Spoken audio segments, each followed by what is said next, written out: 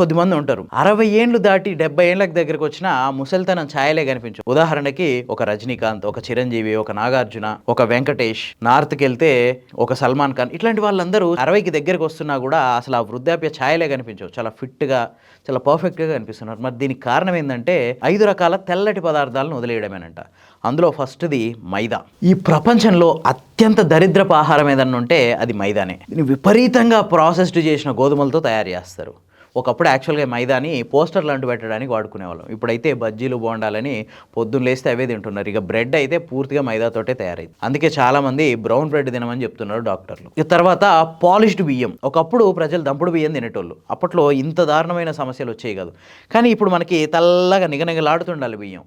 ఇట్లాంటి బియ్యం తినడం వల్ల కార్బోహైడ్రేట్స్ తప్ప మన శరీరానికి ఇక దక్కేవి ఏం లేదు. దాని బదులు ఒక్కసారి పాలిష్ చేసిన బియ్యం తింటే చాలా మేలు. నెక్స్ట్ మూడోది ఉప్పు. ఉప్పు ఒక మాట అంటదంట, వంటలో అన్నేసి చూడు నన్నేసి చూడు. అంటే మిగతా ఎన్ని పదార్థాలు వేసినా ఉప్పు వేయకుంటే వంటకి రుచి రాదు. అందుకే చాలామంది ఉప్పును వదులుకోలేకపోతారు.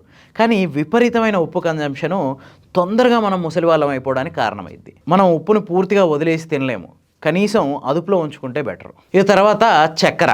మన ఏజ్ని ఎక్కువ చేసి చూపించే ఫ్యాక్టర్స్లో ఉప్పు తర్వాత స్థానం చక్కెరదే. జాన్ అబ్రహము అన్ని రూపాల్లో షుగర్ కన్జంప్షన్ మానేసి 5 సంవత్సరాలు అవుతుందంట. అంటే టీలు కానీ కాఫీల్లో కానీ ఏ విధంగా కూడా షుగర్ని మన బాడీలోకి తీసుకోకూడదు.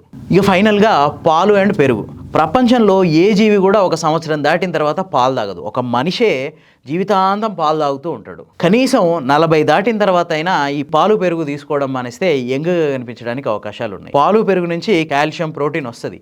కానీ 40 దాటిన తర్వాత వాటిని వేరే రూపాల్లో తీసుకోవడం బెటర్ పాలు పెరుగు కంటే. పాలు చక్కెర మానేయడానికి మనకున్న ఫస్ట్ ఆప్షన్ ఏంటంటే రోజుకు 4-5 కాఫీలు తాగే బదులు ఒక్క కాఫీ తాగండి. ఇక్కడే మన డైట్ స్టార్ట్ అవుతుంది.